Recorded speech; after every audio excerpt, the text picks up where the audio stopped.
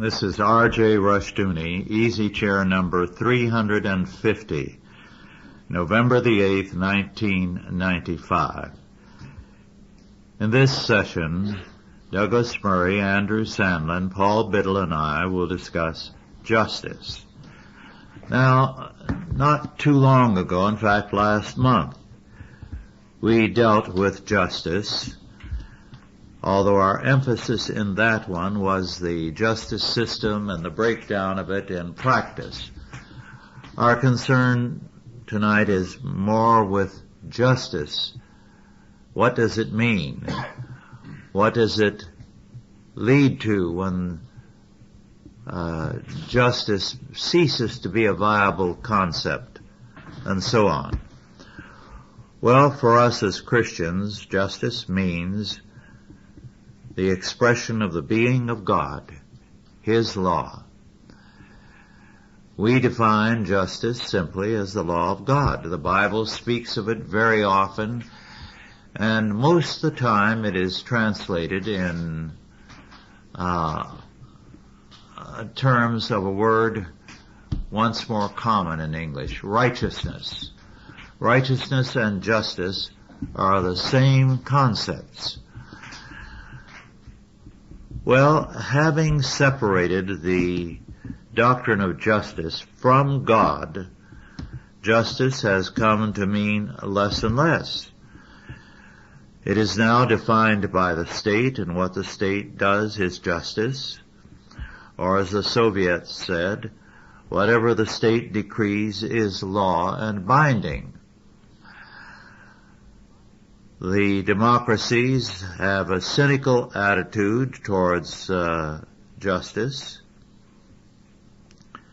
Chief Justice Vinson, at the beginning of the 50s, made clear that there was no valid, eternally true idea that could be used to guide the law. Law was the do-it-yourself functioning of the state, apparently. We have had, in recent years, men in practice and men in law schools ridicule the idea of justice. The law is simply a pragmatic, positive step used by the state to govern society. Christians, therefore, who are unwilling to come to grips with the problem of justice are surrendering the faith. Yes. I know there are some who say that as long as they believe the Bible, it doesn't matter what they think. And I know some of these same people will involve themselves in anti-Christian ideas because they've separated the Bible from the world to the point that they make no connection or application of the faith to life. Well, with that general introduction, Douglas, you have some important ideas in this area. Well, one of the things that we read about today, that the politicians are trying to sell people on the idea that they'll be safe if they build more prisons. And nothing could be further from the truth. First of all, we're broke. We can't afford the new prisons. And the prisons don't change anybody's minds. In a recent television program where a minister went in and interviewed a large number of convicts in I believe it was a Kentucky state prison. None of them were looking forward to any kind of rehabilitation. Every single one of them was convinced that they would do the same crimes again if they were let go. I thought it was very candid. These interviews are very candid. A lot of them will try to con an interview and say, oh no, I've got religion, I'm going to follow the straight and narrow, but a few do, but many of them use that line cynically in order to persuade their interviewer that they're being rehabilitated. But the idea that society is safe because we build more prisons, we're only putting ourselves in a prison. First of all, we're incurring debt, which we're warned not to do, because we run out of money. We can't afford to build any more prisons. And there's an easier way. All we have to do is put the Ten Commandments back in the schoolhouse. There has to be some rules. And if the judges continue to say what the law is, instead of accepting the law as it's handed down in the Bible, we're going to continue to get into this gradually diminishing justice, where in essence there is no justice to the law. The law is what they say it is. Each situation is judged on its own merits. You've got exceptions being made now by the Supreme Court that would have been unthinkable when I was a kid. That's right. And they're now making one exception after another, which in effect they're chipping away at the constitutional guarantees and totally ignoring what is just, to the point where there are no guidelines anymore. There are no biblical guidelines and there's no constitutional guidelines. And they're just flying on autopilot from one decision to the next. As Rush indicated, in the Bible, justice and righteousness are really synonymous ideas. I think a lot of people need to understand that in the Bible, justice is forensic and objective. That's largely the Hebraic as well as the New Testament idea, that justice implies a certain inflexible, permanent standard, which is just the opposite, of course, of what you were indicating, Douglas, as is prominent today. And of course, that enduring standard is the law of God. But people don't like that because of our existential and experientialist generation. It's all how they feel. There's a great emphasis on compassion, as though there's some relationship between justice and compassion, or justice and feelings, or justice and guilt feelings. But biblically, that is just simply wrong. I mean, you can't examine the scriptures and come up with that idea at all. It's really sad how we've apostatized on the concept of justice, which has affected, by the way, and Rush has written about this voluminously, our views of the atonement. That's why our views of the atonement have become so sentimental, because of a perverted sense of justice. And it may be the other way around. I mean, false views of the atonement lead to bad views of justice also, but those are things maybe we can talk about too. One little illustration, a personal anecdote. I recently started a business and I had to apply for a sales tax permit. So I called the Board of Equalization in State Capitol in Sacramento, and I said, I want to apply for a sales tax permit. And they said, well, you'll have to do this, this, and this. And so fine, send the forms. And I said, by the way, would you send me a copy of the laws regarding sales tax?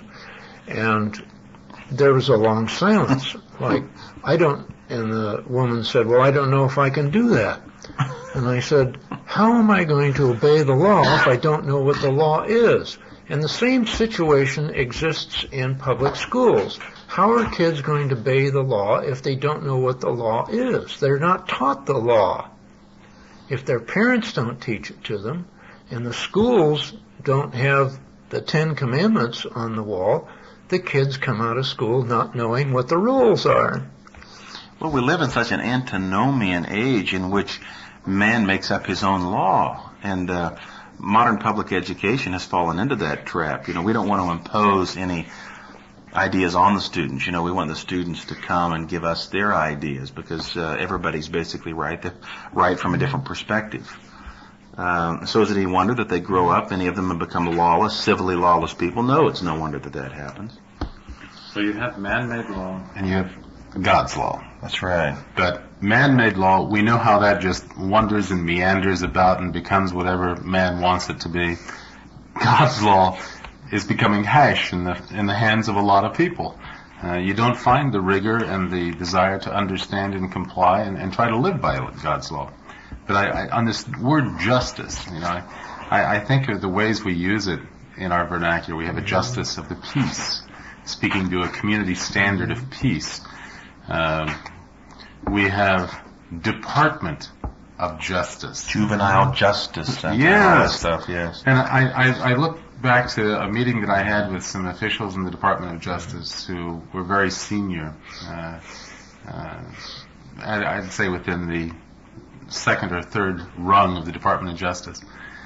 And I asked them, I said, what is the purpose of the Department of Justice? Because I was very concerned about the manner in which the Department of Justice, on the surface, appeared in many instances not to be responsive to public interest. And they said, well, the Department of Justice, and I emphasize the word justice, its mission is to provide advocacy for the executive branch of the government within constitutional constraints. And I thought, now, boy, we have to meander a bit on that one too. Yeah. I mean, in these choices of words, I mean, we've allowed ourselves to take the vestige of something, justice, and we stick that into the title. But we tend to have gone away from the original thought of justice. And I think that's a function of lack of interest, distance from the action of the American people. When we find that it gets down very personal, everyone has a pretty good understanding of what justice is. As Holmes said, you can, if you're a dog, you know when you're stepped on and when you're by accident and when you're kicked. Well, I think most people have a concept of what justice is also, but we are so willing to take the words at face value and not realize how deficient they are from our understanding. Well, it's a sleeping tablet. It puts people to sleep. As long as they see the symbol up there, they think everything's all right. They don't look behind the symbol to see if it's just. Just this past week in Investors Business Daily, they announced a request by the U.S. Justice Department for permission to tap every 10th telephone call. Oh, dear. Because the computers were never fast enough before. You know, they've been wanting to do this for the past 20 or 25 years, but the computers weren't fast enough. Now that they've got the speed and the capacity, they can now do this. Now they can provide justice, Douglas? They can provide justice by invading the privacy. Now, there's no reasonable cause here. Their reasonable cause is the broad goal of detecting terrorism. Yeah. And what they're going to do is they're going to program these computers to key in on certain words that they program into the computer, like fertilizer and dynamite and, you know, all of these terminologies, and who knows what else they're going to monitor. In other words, they're going to use these computers to direct their attention to specific individuals or groups of individuals based on what they say on telephone conversations. Now, they have no proof of any wrongdoing yet, but they're going to use this as a tool to uncover wrongdoing or suspected wrongdoing or potential wrongdoing. So Big Brother has arrived. It's just that these guys have been waiting breathlessly for the technology to get up to speed so that they could accomplish what they set out to do 25 years ago, and that is to monitor all conversations all the time by everybody.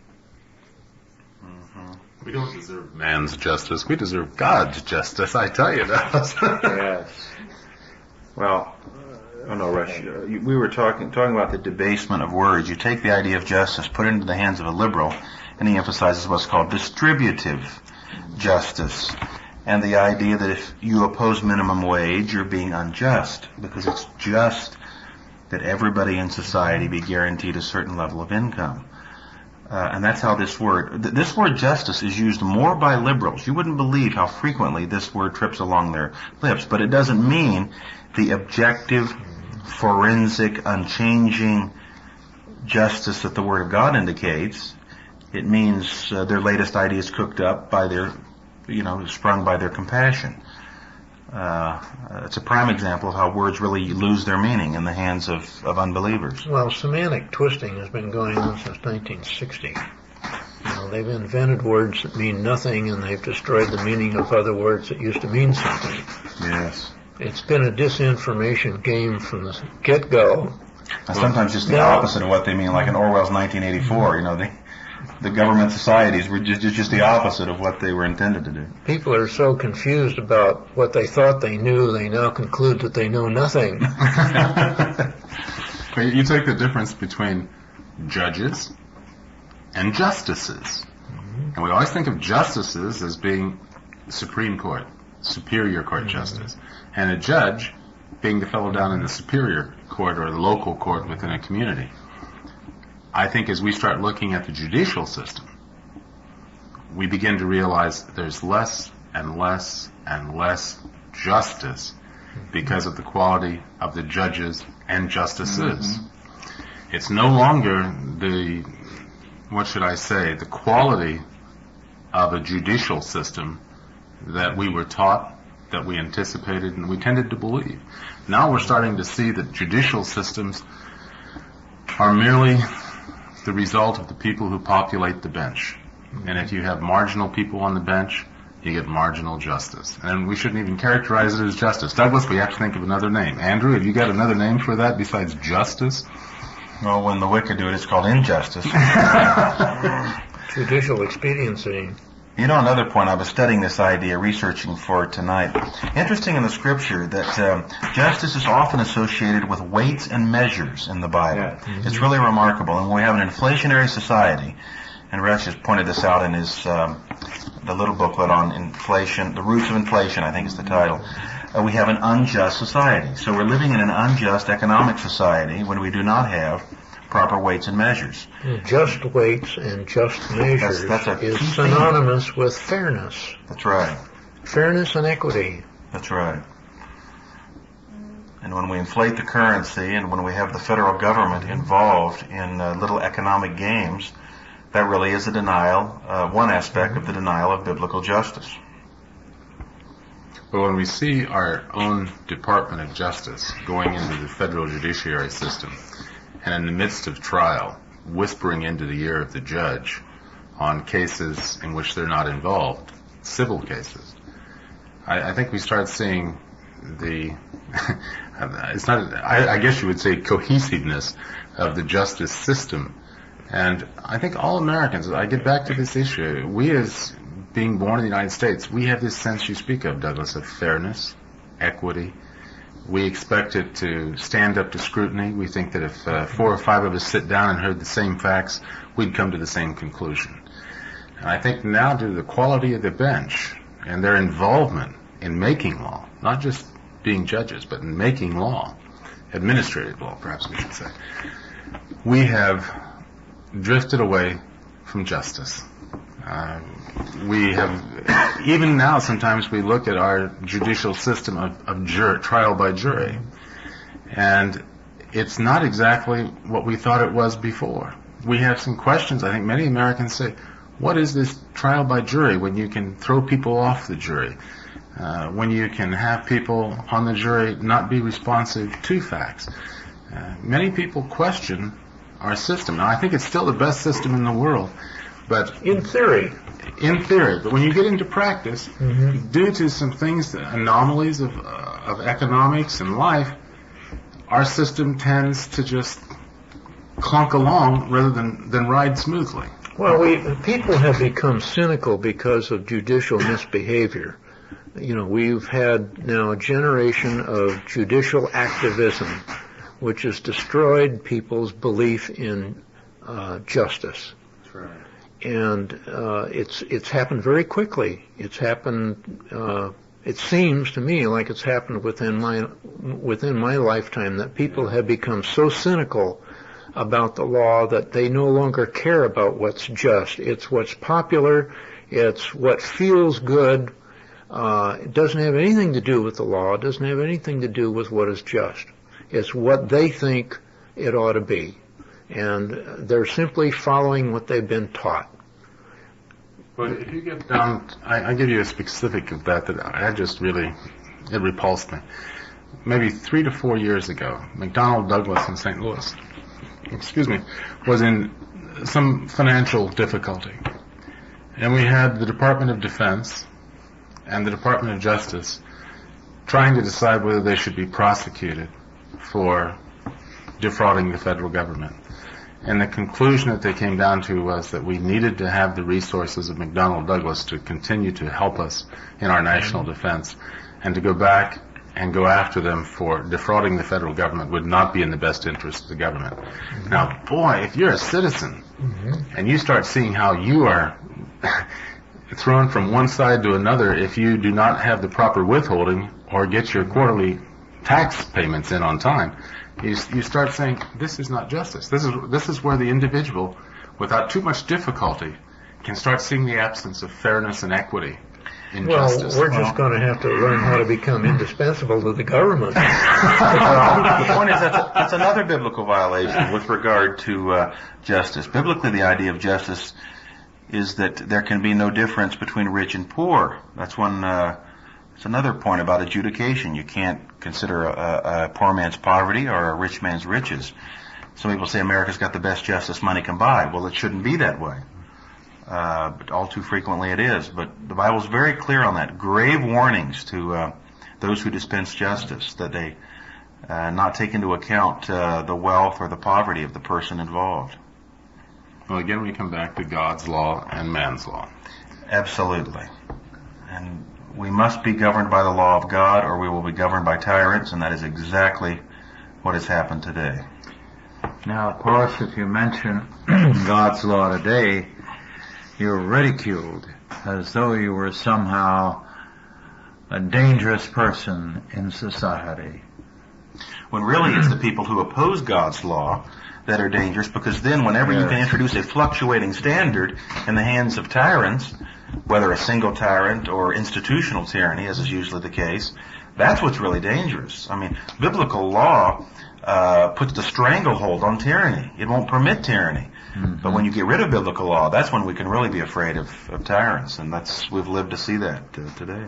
I wonder if the human race will ever become intelligent enough to see that after trying everything else, and it's resulted in abysmal failure, that maybe, just maybe, they might try God's law and it might work for them. Yeah. You know why that won't happen, I think? I hope you're right, Douglas, that it will.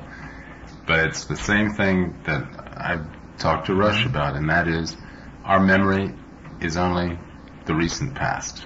We are not aware of history. We do not have a reflective thought that has sufficient scope to realize our failing. 1 or 2 generations. Our historical perspective is 1 or 2 generations. I've cited this before. Former State Senator Bill Richardson, a good friend, once told me, he said, politicians know that with rare exceptions, no voter remembers anything more than 60 to 90 days old. Mm-hmm. The one exception of note was Teddy Kennedy and Chappaquiddick. Mm-hmm. Normally, whatever you do is quickly forgotten. I just wonder if this inability to learn by experience is part of the fall. Is it an inherent flaw in the human condition since the fall, that we are doomed to repeat the same failures time after time after time? Having the same nature, a fallen one, men are somehow confident that they can make evil work better than justice. And so they are addictive in that respect. They keep trying the same thing over and over again. And people who have worked with criminals find that they are convinced it was a fluke that led to their arrest. Yeah. But you have all of these, you see all of these vanished civilizations, and they leave all these carvings on the wall of the temples and so forth of all of the flaws in their culture. And, the evidence is there, but everybody walks on by and ignores it. Falls in the same pit, generation after generation. It's like Dante's Inferno. You never get out of the pit. Well, as you were just recently pointing out in our conversations, history as recently as 50 years ago. Mm-hmm. We do not read about in the sense that we understand it fully. We get sensationalism of it. Mm-hmm. We get references to things that people want us to remember from 50 years ago. But we don't really understand the history and the evolution of ideas at that point in time. The connection of events, that's the key thing. This guy, Burke, that was on public TV for a while, his technique was different than I've seen used in any school that I went to, where he linked, cause and effect. And oh yes, I know. I think if not necessarily that I go along with everything that he said, but I thought that the teaching technique is a valid one. Yes. Mm-hmm. Because people are given so much unrelated data that means nothing. You ask the average kid. In fact, just last night they were interviewing some kids. The media is trying to, the great oracle of wisdom is trying to tell us why the educational system is failing. And they've gone out and asking, kids, what does this mean to you? And they just stare blankly or give some off-the-wall answer that has no relevance to the question whatsoever. And it's obvious that the average kid in high school and even in college, in lower division in college, hasn't got the slightest idea how to connect events in history. Yes. Well, that's the result of fragmentation. See, that's the problem. They don't have a true worldview, and that's what Christianity offers. Otherwise, you've just got all of these unrelated facts that you're talking about. And you have a fragmented society, then you have a society that has unrelated facts, and that's what we have today. Well, have you read in the newspaper how the events of the world are related through the Christian looking glass? I never seen it, Andrew. We don't hear that. We hear fact, fact, fact, fact, fact, fact. But we don't see the relationships correlated, as you say, through the Christian looking glass. Right. And I think that's a very important thing. I know one of the things that Rush has brought home to me is the cohesiveness of everything in the Christian looking glass. Absolutely. Well, that cohesiveness is no longer there now, because what men have been working for is the destruction of relationships, of cause and effect.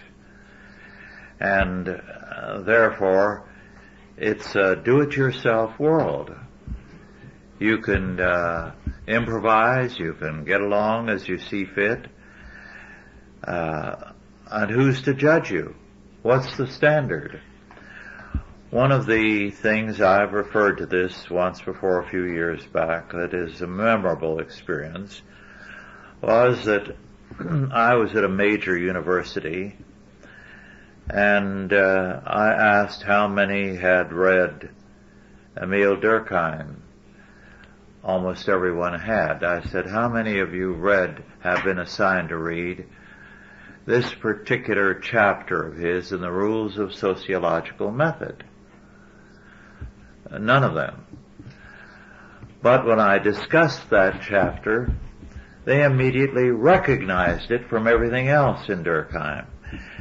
And the gist of it was, and it's an idea that has had a tremendous impact on our world, Durkheim spoke of the criminal as an evolutionary pioneer. He began by affirming the truth of evolution. All right. Most of humanity, people like us, are just stuffy and law-abiding, and therefore we're a part of the past. The evolutionary pioneers are those who forge ahead, and so The criminal is the evolutionary pioneer. Now that idea has saturated our culture. And so the more lawless you are, the further out, the more prestige you have. What we have been doing in this century is to drop overboard the whole of the Christian heritage. That's right. So that combining that with the ideas of Durkheim and others like him, that the lawless man is the pioneer, you can see where we are. If you examine our pop culture, it's the far out person who attracts youth. Some of these wild rap groups and rock groups that are made up of men who are in and out of jail with serious offenses represent this culture, and their appeal to youth is precisely their lawlessness. Now, about 50, maybe a bit more than 50 years ago, I was preaching at some county jails to various groups, adults, youth, male and female, and so on. The older criminals were always making some excuse, but what was noticeable, even though they were excusing themselves, they still had an idea of good and evil, right and wrong. But when we went in to talk to the youth, the juveniles, upper teens, it was an interesting experience. Now you'd have a lot of blacks in such a group, but at that time it was overwhelmingly white. And the veteran guard who took me in there said, one thing you do, keep your distance from these and never turn your back on them. He said, your older prisoners have a common sense not to risk anything unless they're going to make it work. But these kids are crazy. They have no sense of right and wrong. And give them the ghost of an opportunity, and they'll jump you and kill you. They'll make an attempt to get out when it's hopeless. It's a totally wild and insane kind of thing. Well, the reason for that was very clear. They had no idea of good and evil. Most of the schools had already dropped the Bible and prayer. They reflected that. And as a result, the idea of good and evil, justice, was totally ridiculous to them. I had a long argument on another occasion, and this was a little later. The young man came from a nationally prominent family. He had headed up a gang of students who in the Stanford area were perpetrating one crime after another. And the police knew they were dealing with very intelligent people. They were students. They betrayed themselves with greed at one point where it was unwise to get something that was too easily identifiable and traceable. But when I called on the young man in prison, his argument was that given the fact of Darwin and evolution, the idea that there was good and evil in the world, right and wrong, was old hat. It belonged to my generation, his father's and mother's generation. It had no reality. So he simply went back to a life of crime, a highly intelligent man who directed the operations and who believed that any shortcut to wealth was valid. Now, that's what we have all around us today. The idea of good and evil is seen as a myth. Why do anything? And it leads to absurdities. People no longer have any criterion for judgment. The humorous story I told you before we began, I think, is a telling illustration of that. This 43-year-old man whose 40-year-old wife decided to have him killed in order to take the money he'd won in the lottery. He'd won over $1 million in one incident and $100,000 the other time, and she wanted to spend it freely without his stuffy restraints. So she hired a man to kill him. Well, the police at this time became aware that she wanted a hit man, and they moved in. The husband embraced his wife after she was convicted and sent to prison for 25 to 30 years, something like that. Said he was going to be waiting for her, and he still loved her. And then he became very angry with his wife because he found that her down payment on to the hitman was only $25, and he felt that he was worth more than that.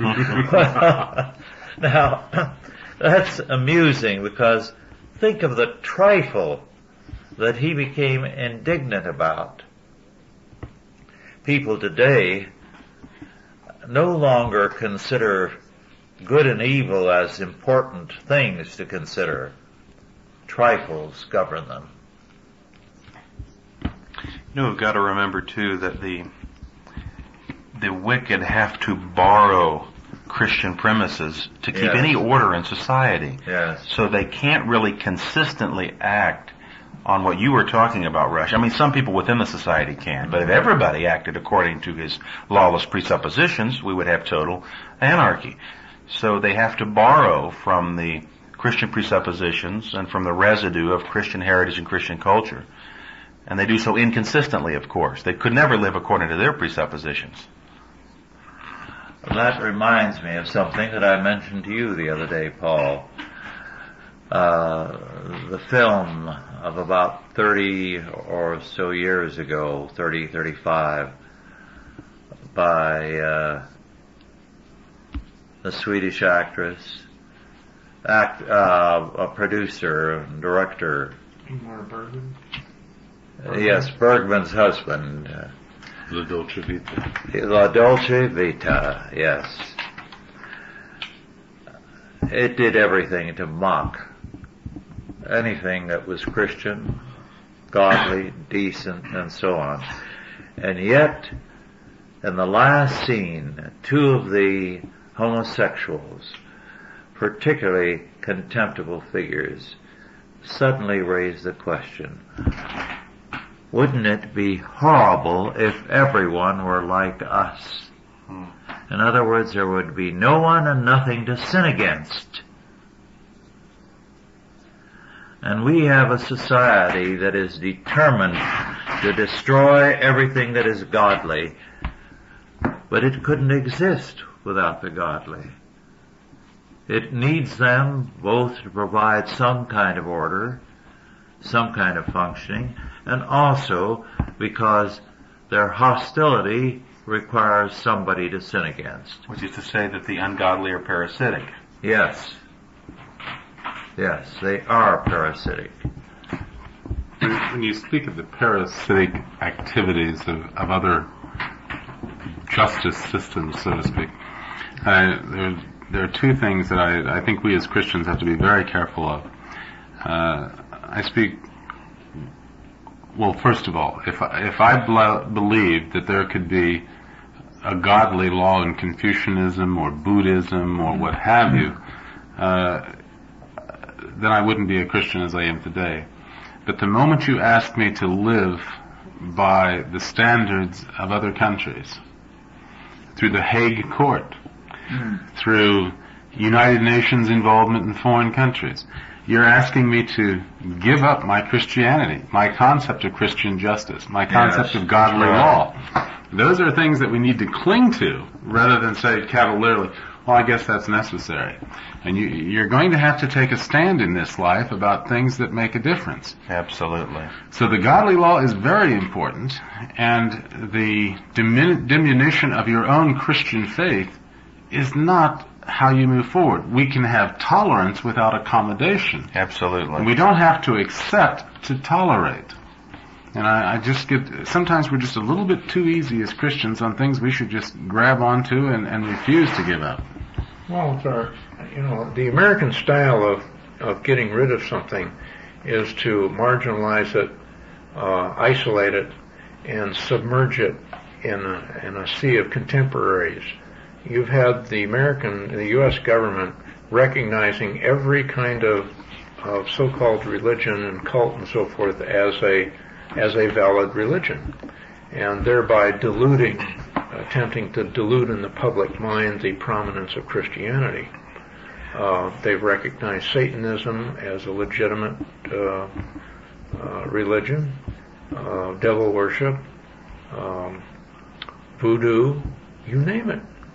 The U.S. government has recognized all of these so-called cult practices as valid religions, with equal, quote, civil rights under our government. And one of the landmark cases that is now totally neglected, and if you read about it in any book on law, its significance is not appreciated, was the case of Reynolds, in which an attempt was made to vindicate Mormon polygamy in the name of religious freedom. And it was a really difficult case for the Supreme Court of the day, because they were not ready to, that particular court, make a religious statement.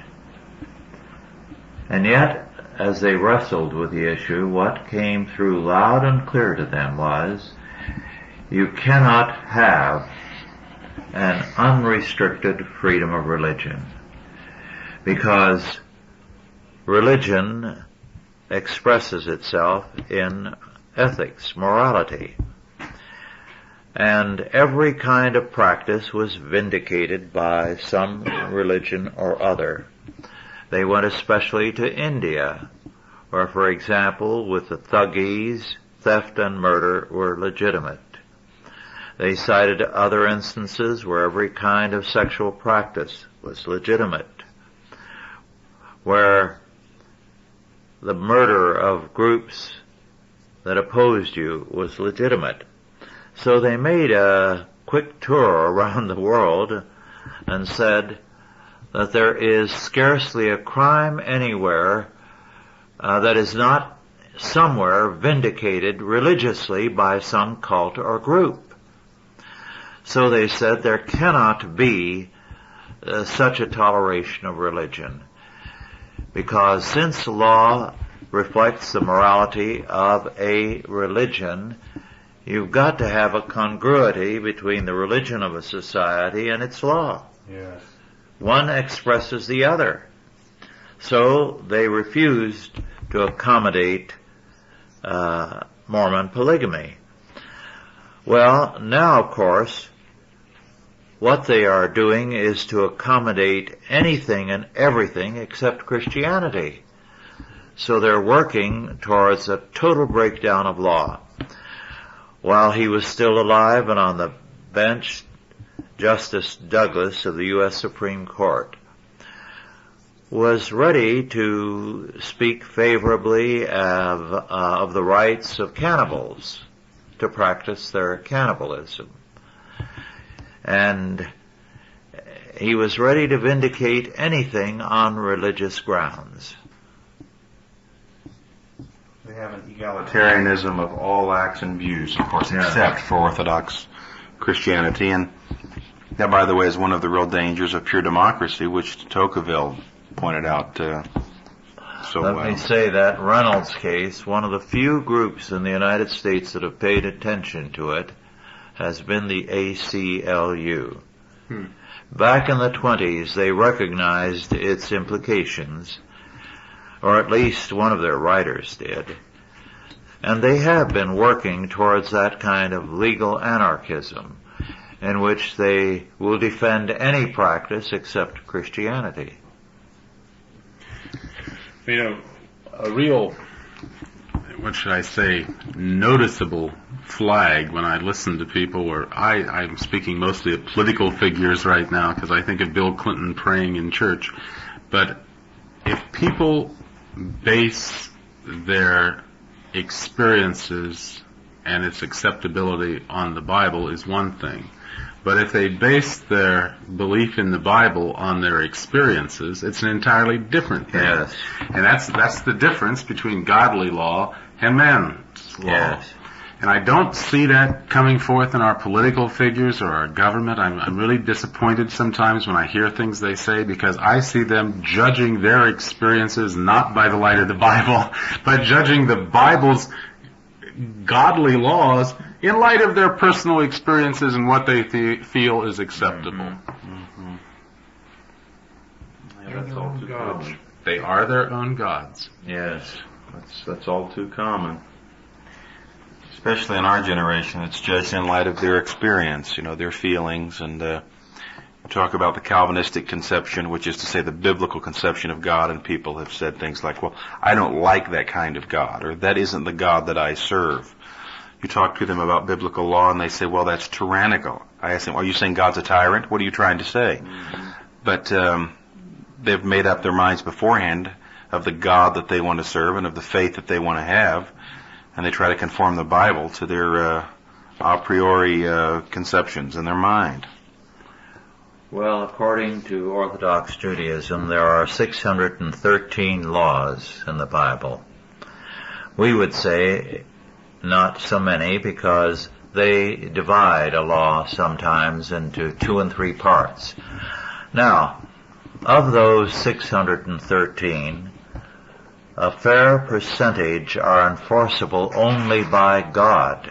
He does not allow men to enforce them because they would be then tyrannical. A limited number are enforceable by men. These are primarily concerned with life, marriage, property, reputation. Now, the consequence is that life under God's law is one of very remarkable freedom. Yes, that's right. You only have a handful of laws that govern you. But men don't want that. They want power over each other. Rather a man's tyranny than God's freedom. Yes. That's exactly right. Jesus said, my yoke is easy and my burden is light. Yes. But man's burden is very heavy. And yet men are so depraved that they would prefer the chains of their own actions rather than the submission to God, which gives Yes. much greater liberation. Yes.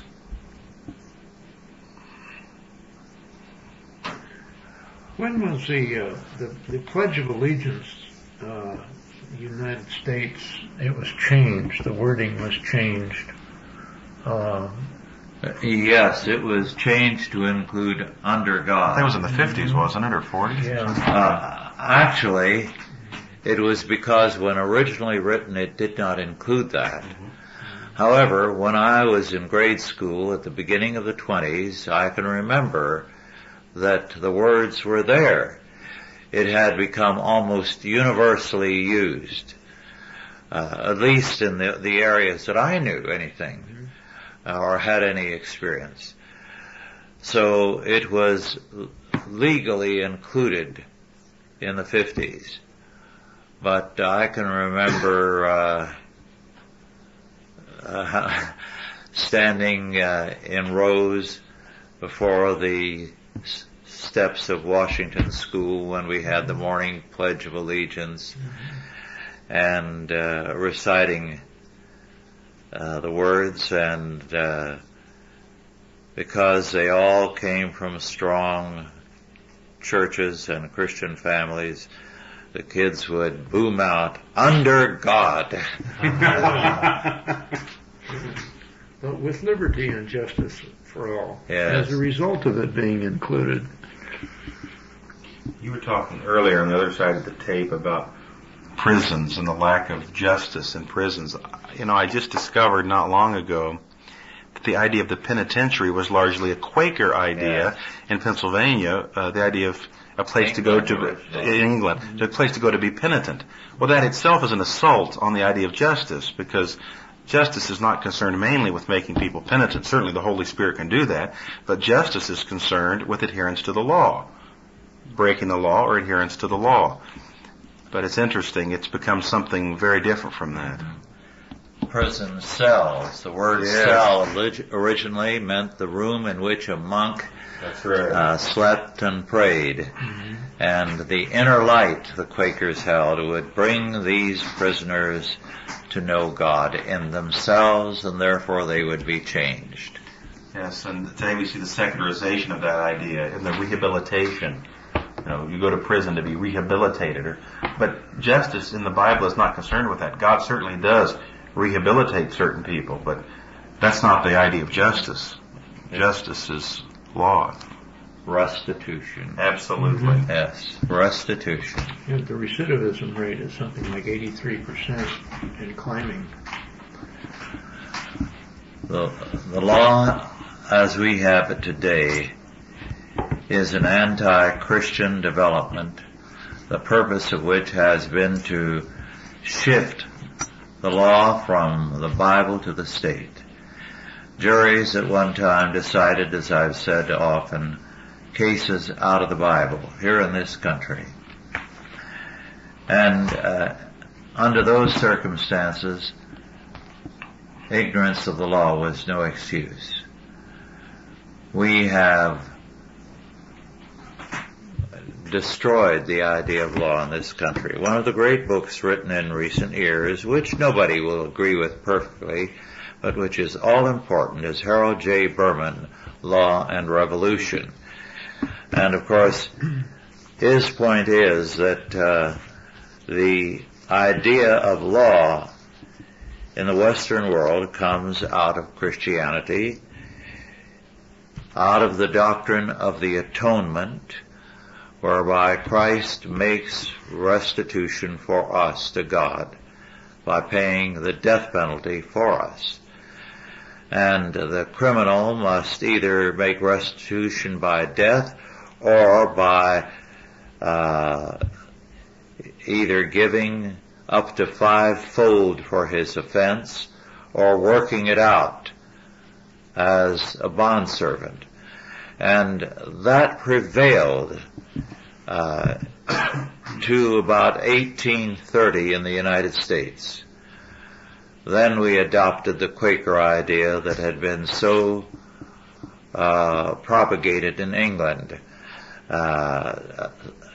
One of the great figures in the so-called prison reform was the Quakeress Elizabeth Fry. It's very interesting to read the account of her life. A remarkably dedicated woman. But she began with a false premise. She thought she had done a great work that was going to revolutionize the future by creating the prison system. But it was her faith in the inner light that every man supposedly has, a peace of God, which is pantheism, that led to her thinking, and the results have been devastating. Our time is almost over. Does anyone have a final comment or two they'd like to make? Just want to mention again that justice biblically is synonymous with righteousness, and biblically Yes. it means adherence to the standard of God's law. It's not something subjective. It's something that is objective in the Word of God. Yes. There can only be justice from God's law. What we have today is judicial tyranny, ruling by judicial decree, and it's a totalitarian system which doesn't contain justice any longer. Well, if we're all vigilant and we're all vigorous about trying to keep an eye on the ball and make sure these people don't slip away from us, I think we have to make sure the people that try to diminish God's law are identified, separated out of the system if they become a part of the system, and we try to get people in who are godly and will understand God's law and try to live by it. Let's end on an optimistic note. The Bible prophesies that one day the law shall go forth out of Zion, and that one day the law of God will prevail one day on the earth as a result of the work of the Holy Spirit of God and the faithfulness of the people of God.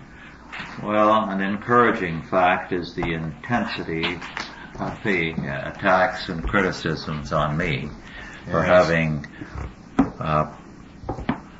said that we must return to God's law. It really upsets people.